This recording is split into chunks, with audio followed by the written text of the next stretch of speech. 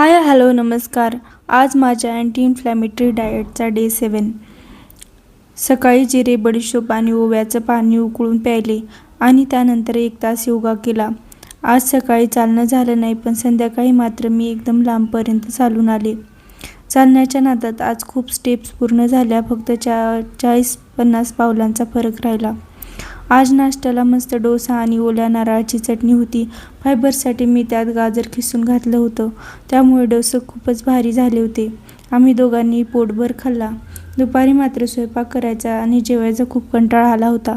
मग मी विचार केला की आज डाएट मोडायचं नाही, म्हणून ताकात चिया सीड्स भिजवून खाल्ल्या. म्हणून रात्री चक्क मिक्स स्प्राऊट आणि उकडलेल्या भाज्या खाल्ल्या. त्यात भोपळा, गाजर, बीट असं होतं, जे चवीला खूपच छान होतं. कधी कधी कंटाळा आला तरी आरोग्यासाठी असा बदल हवाच असतो. असा होता माझा आजचा 7वा दिवस. मला सपोर्ट करण्यासाठी आणि माझा उत्साह वाढवण्यासाठी मला नक्की फॉलो करा. भेटूया उद्या. Stay tune for the next video.